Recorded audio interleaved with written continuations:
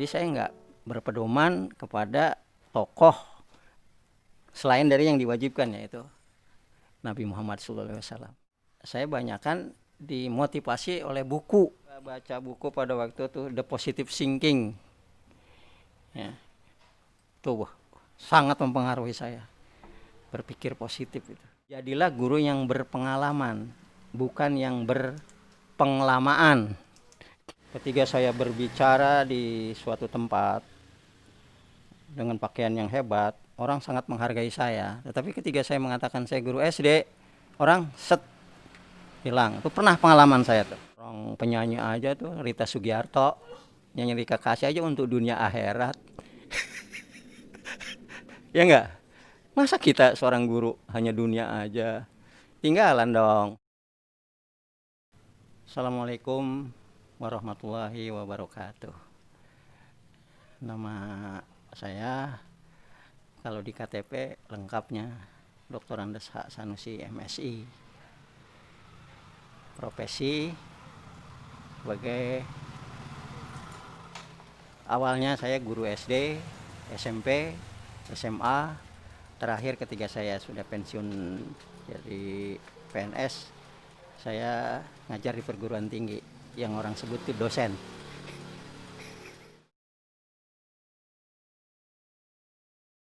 Tamat SMP saya langsung masuk sekolah guru, diseleksi, dapat ikatan dinas. Jadi pada saat itu guru masih sangat diperhatikan, calon-calonnya aja diseleksi, kemudian diberi ikatan dinas dan langsung ditempatkan. Nah, saya adalah angkatan yang terakhir. Ya. Jadi kalau ditanya apakah cita-cita, ya dari situ udah bisa terjawab bahwa saya dari SMP udah masuk mau niat ke sekolah guru. Gitu. Saya begitu tamat SPG waktu itu Sekolah Pendidikan Guru, sekarang SMK ya. Saya langsung ngajar di SD dengan ijazah SPG setingkat SLA, setingkat SMK. Waktu itu masih oke ngajar di SD. Terus selama perjalanan saya ngajar kan selalu harus SD, harus D2, saya ikut D2. Kalau guru SMP harus S1, saya ikut S1. Perlu diketahui bahwa selain saya ngajar di SD, karena pada waktu itu penghasilan guru sangat memprihatinkan, maka saya nyambi kalau bahasa itu. Tapi bukan di bidang lain, tetap di bidang guru gitu. Jadi saya masih profesional, nggak nyambi. Nyambinya nyambi di pendidikan juga gitu.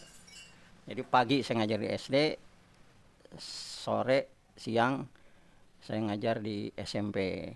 Nah, perkembangannya SMP harus PGSMTP. Saya kuliah PGSMTP. Ngajar di SD harus D2, saya kuliah di S2, di D2. Saya ngajar guru SD harus S1, maka saya kuliah S1. Gitu. Tanggung saya akhirnya S2. S1 saya kebetulan di IKI Promangun. Kemudian S2 saya alhamdulillah saya bisa lolos di Universitas Indonesia Salemba. Saya ambil kajian ketahanan nasional. Nah, dengan memperoleh ijazah S2 itulah saya bisa berhak diperbolehkan jadi dosen. Nah, sebelum saya pensiun, saya juga udah mulai ngajar. Nah, setelah saya pensiun, saya akan dengan sendirinya hanya mengajar di perguruan tinggi saja. Jadi dosen beneran lah kalau gitu.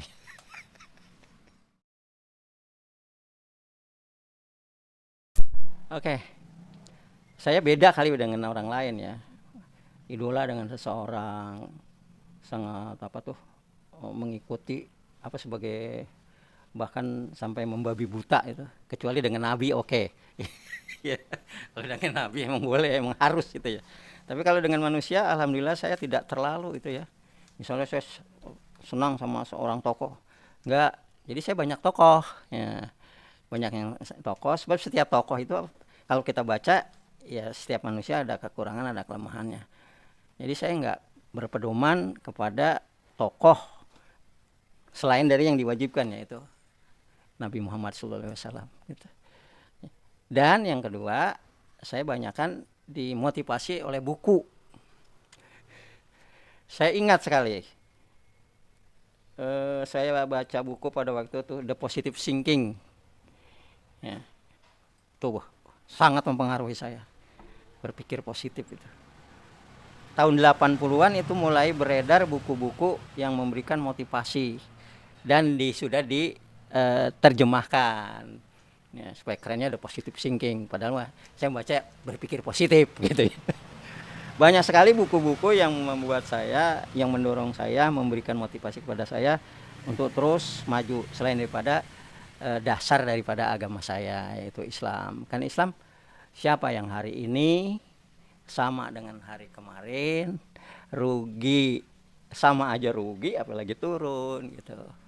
Ada satu lagi, saya pernah penataran dari seorang profesor mengatakan, kita jadi guru jadilah guru yang berpengalaman, bukan yang berpenglamaan. Apa beda guru berpengalaman dan yang berpenglamaan?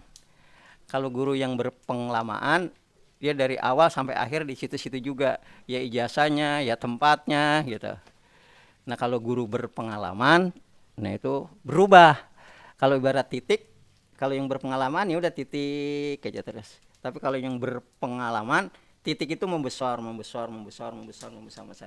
Yang pengalaman inilah yang disebut guru yang paling baik.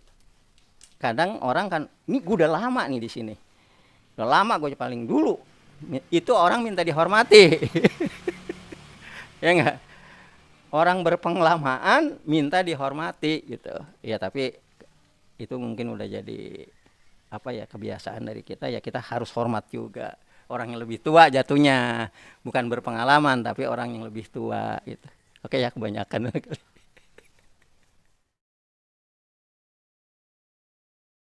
Pada awalnya ya nggak bahagia. Terus terangannya nggak bahagia. Siapa sih yang mau bahagia? Kerja sebulan hanya cukup 1 minggu. Ya, tapi terus kita jalani, terus kita nikmati. Dengan yang paling enak tuh berbekal yang menjadi dasar kita kerja itu ya agama kita. Ya enggak? Nah setelah kita tahu bahwa pekerjaan itu bukan hanya dampak akhirat, bukan dampak di dunia tapi dampak akhirat. Lama-lama apalagi sekarang saya udah happy banget jadi guru. Ya. Kalau bisa ya sampai istilahnya saya nggak bisa ngajar lagi gitu, berhentinya. Tapi alhamdulillah Tuhan juga kasih ke saya, kan seharusnya dosen tuh umur 65. Tapi begitu saya 65 ada peraturan dari menteri boleh sampai 70. Nah, saya ikut ujian pada waktu itu, alhamdulillah ujiannya di Rumah Sakit Pasar Rebo dengan menyelesaikan soal sekitar 450 soal. Saya alhamdulillah dapat lulus dan sampai umur 70. Dan sekarang saya umur 70. Mau ke 71. Semakin happy saya, makin bahagia rasanya. Sebab tujuan saya kan udah, saya ingin mencari yang di sini dan yang di sana gitu. Misalnya dunia akhirat gitu. Dan di guru inilah yang paling apa ya, perasaan saya, karena mungkin saya profesi saya di guru, ya itulah jalannya.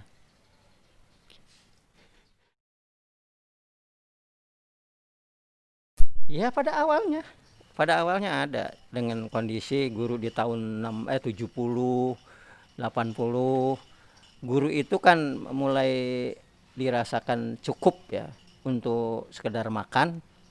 Itu setelah ada sertifikasi. Sebelum ada sertifikasi itu sangat ya. Malah saya kuliah di kuliah di UI, ambil jurusan kajian ketahanan nasional. Itu mau terjun di bidang politik, terus terang. Ya. Hah? Ya saya waktu itu karena PNS itu harus salah satu, tidak harus sih. Ya ya dikatakan harus ya tidak harus. Ya tapi ya itu Ya saya ke sana udah ada jembatan, maka saya ambil kajian ketahanan nasional. Kajian ketahanan nasional itu adalah eh, apa kerjasama UI dengan Lemhanas di bidang masalah politik. Nah tapi terjadi reformasi, gitu. Saya sih udah kadung udah di sini walaupun PNS ada bisa waktu itu ya.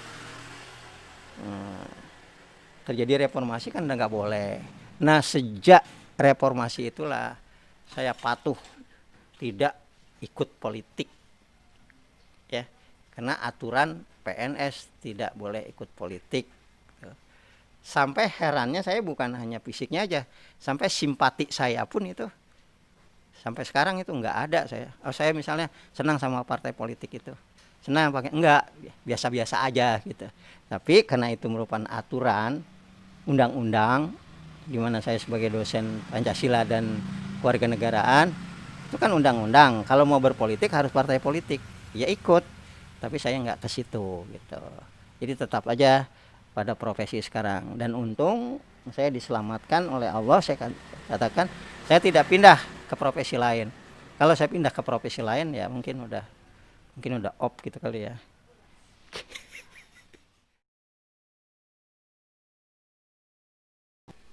Oke. Pada awalnya saya nggak bangga, bahkan minder kali barangkali gitu. Sebab saya punya cerita khusus ketika saya berbicara di suatu tempat dengan pakaian yang hebat, orang sangat menghargai saya. Tetapi ketika saya mengatakan saya guru SD, orang set hilang. Itu pernah pengalaman saya tuh. Kemudian saya dengar cerita teman saya juga begitu. Dia itu anak orang ya orang kaya ya, dia jadi guru. Nah, ketika dia berbicara dengan orang, orang sangat antusias. Tapi begitu dia cerita jadi di guru SD itu ada manusia Indonesia yang masih begitu tuh. Penghargaannya terhadap guru ya, memandang sebelah mata ya. Siapa yang bangga dengan itu? Tapi seiring dengan perjalanan waktu, seiring dengan pengalaman saya, seiring dengan tambahnya pengetahuan saya dari bacaan-bacaan, seiring dengan ajaran-ajaran Tuhan, maka apalagi pada saat ini jadi seorang pendidik itu saya sangat merasa bangga gitu ya. Sebab kalau orang berusaha kan sekarang ya, apalagi udah tua ingin mencari yang ya untuk persiapan ke sana. Di antaranya ya mungkin dakwah gitu ya. Dari ustadz dipanggil sana, panggil sini. Saya tuh merasa bangga banget. Sebab saya juga bisa dakwah dengan malah lebih istimewa dengan pendengar yang saya dakwahkan itu sederajat. Umumnya mereka juga memang ada niat, tidak ngantuk, tidak terpaksa dan tidak sungkan-sungkan saya untuk memberikan peringatan kalau dia tidak perhatikan. Nah, kalau seorang dai bisa nggak kalau ada yang tidak mendengarkan dia ingatkan, hei dengarkan begitu. Tapi bangganya kita kalau jadi guru, makanya rugi sekali kalau seorang guru yang hanya mengajarkan ilmu-ilmu yang profesi yang diajarkan tidak disertai dengan pembekalan sesuai dengan agamanya masing-masing. Jadi ngajar itu sebaiknya ya itu dunia akhirat gitu. Jangan sekali-kali apalagi udah tua pekerjaan kita ini tidak bernilai ke sana gitu. Ngapain aja? Ya ini kebetulan saya yang wawancaranya udah 70 nih ya. Jadi setiap yang kita kerjakan kalau bisa itu double gitu loh. Ya. Ya maaf ya. Orang penyanyi aja tuh Rita Sugiarto nyanyi Rika Kasih aja untuk dunia akhirat. Ya enggak? Masa kita seorang guru hanya dunia aja? Tinggalan dong. Udah gajinya biasa-biasa saja, akhirat kagak dapat, rugi sekali itu. Jadi kalau kita yang bisa memanfaatkan profesi kita ini untuk yang tadi saya katakan itu sangat sangat berbahagia. Alhamdulillah yang dulu saya rasanya kok gue jadi guru begini ya. Alhamdulillah saya sekarang alhamdulillah saya jadi guru.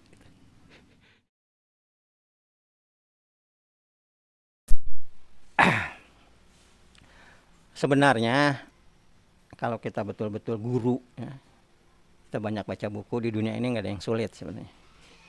Apalagi kalau kita pakai pedoman, yaitu entah dibenarkan agama atau tidak, tapi kalau menurut saya ada. Jika kau pikir bisa, kau bisa gitu.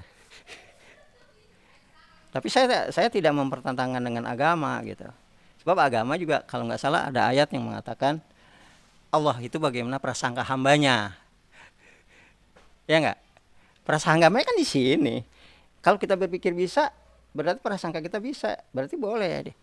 Ada yang mengatakan, oh, jangan begitu dong, takdir gitu. Nah itu ayat itu mau dikemanain? Saya nggak hafal ayatnya itu. Allah itu bagaimana prasangka hambanya. Tapi karena manusia itu kan nggak punya pikiran ke sana semua.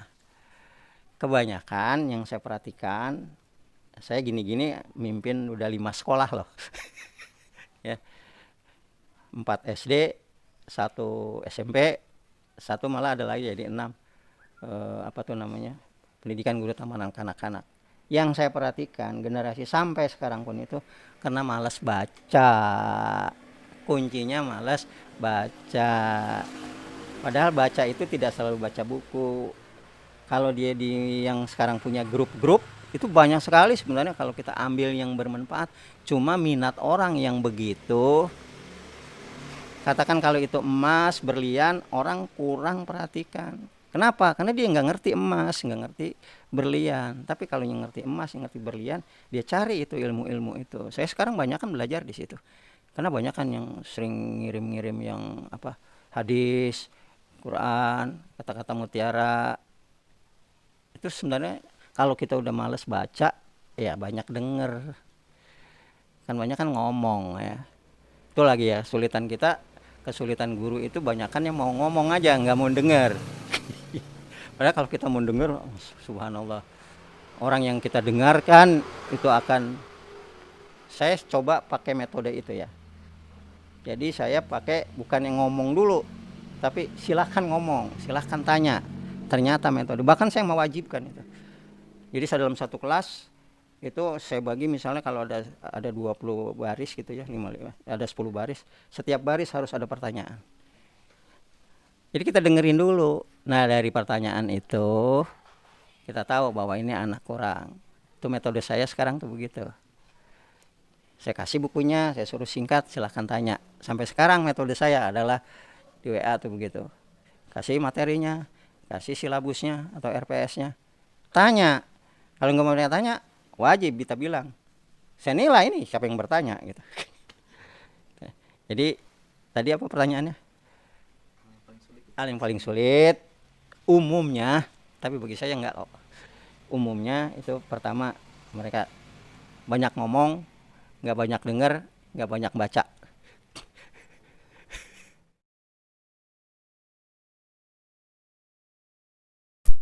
Oh, kalau saya mundur gitu ya. Saya di dalam kehidupan saya yang saya sesali ya, kalau saya ingin ulang, kenapa saya tidak meneruskan ke S3? Waktu itu usia saya padahal baru 51 loh saya. S2 saya itu baru tahun 2001 berarti 51. Padahal saya waktu itu ya masih gagah, kalau umur 70 masih gini kan umur 50 bagaimana gitu ya.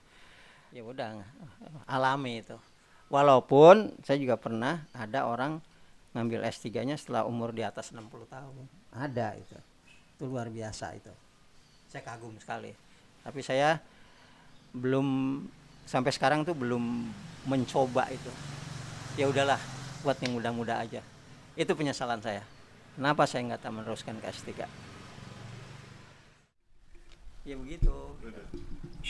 Cuma kalau misalnya pendidikan ya kita betul-betul. Ini udah mulai nih. Saya sih nggak gitu kok. Saya di perguruan itu gaulnya tahu nggak? Sama satpan sama OB. Semua ya. Sama saya juga. Misi guru.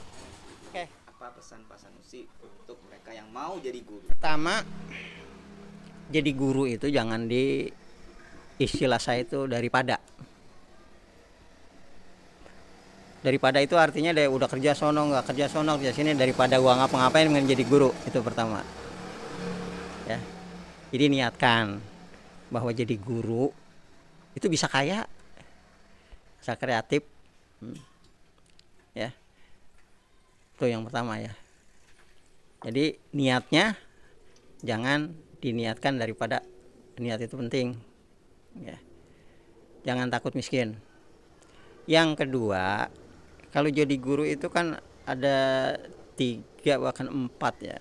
Yang pertama kita punya kompetensi kepribadian. Kompetensi kepribadian ini ya guru mah kudu wajib. Kok kata guru itu digugu dan ditiru. Ya. Harus itu kompetensi kepribadian. Yang kedua kompetensi profesional.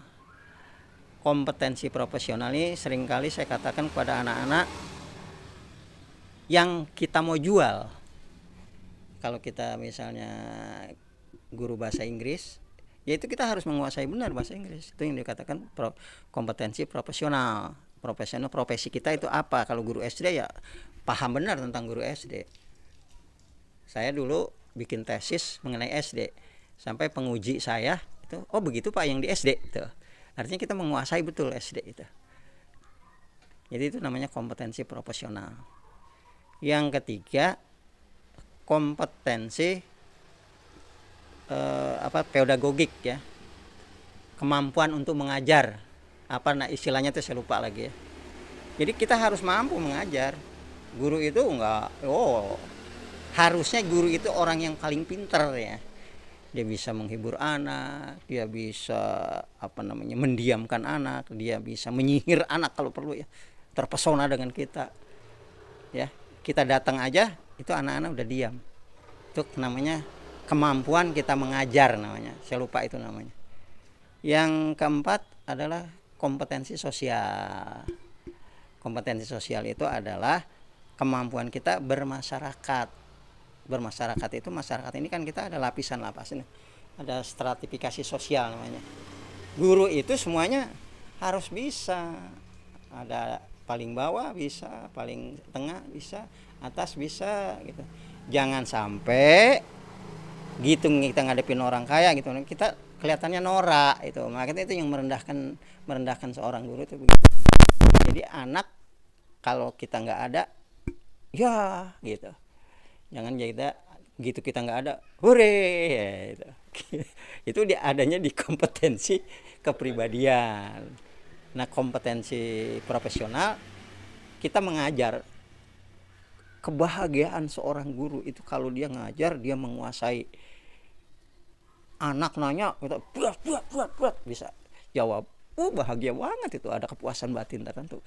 Yang bikin guru nggak betah di kelas karena dia nggak punya apa-apa, ditanya ini nggak bisa, ditanya ini nggak bisa tuh, sehingga akhirnya anak disuruh nyatet. Anak udah punya buku disuruh nyatet karena dia nggak punya kompetensi profesional.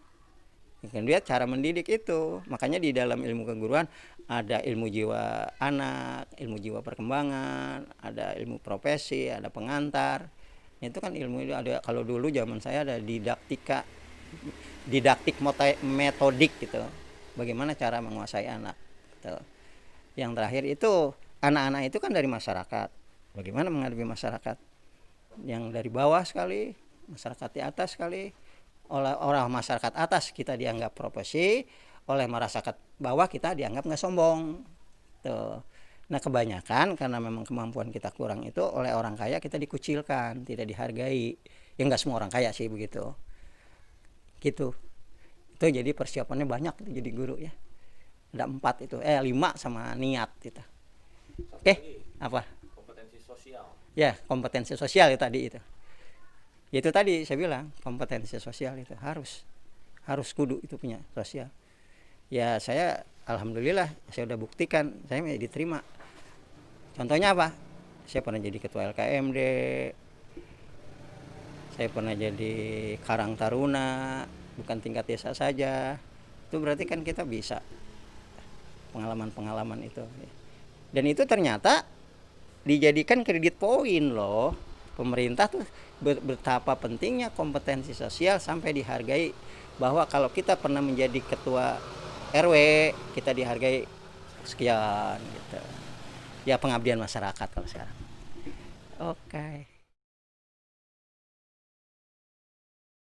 Ya, ketika zaman saya jadi guru itu masih sangat dihargai di masyarakat. Bahkan pada saat itu kalau di kampung, di desa, yang jadi RT, yang jadi RW itu kebanyakan guru tuh.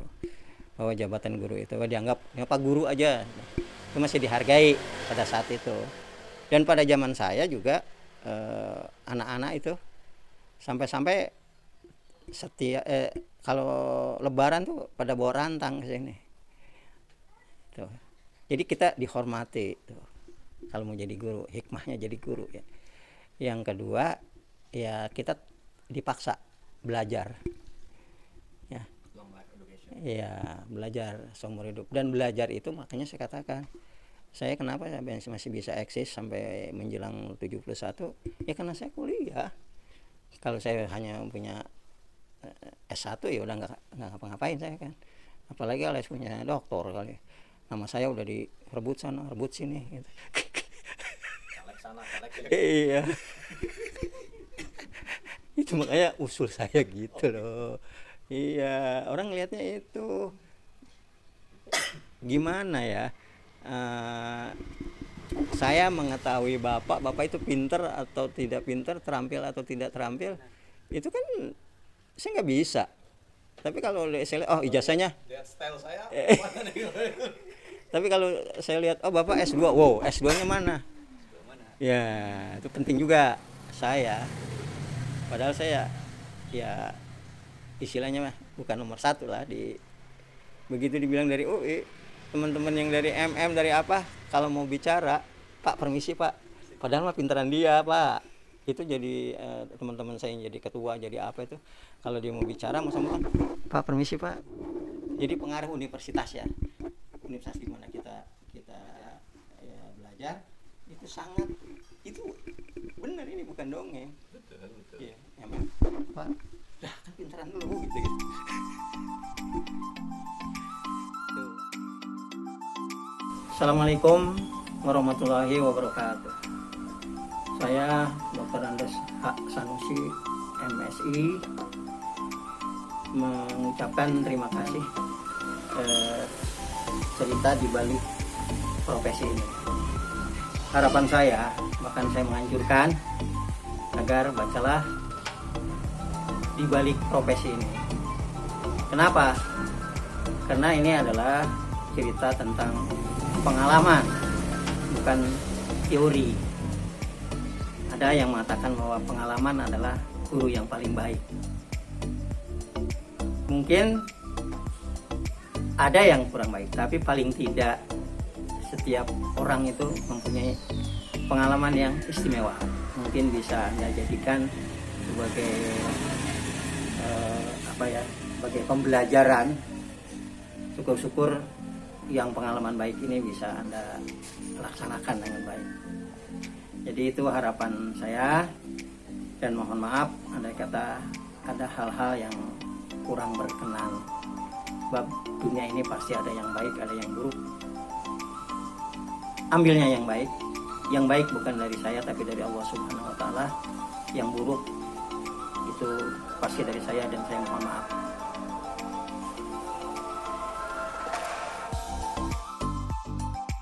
Singkong saya tanam ketika mulai corona. Panen setelah corona mau habis. Tadi saya cabutnya tadi Pak. Asli. Salam.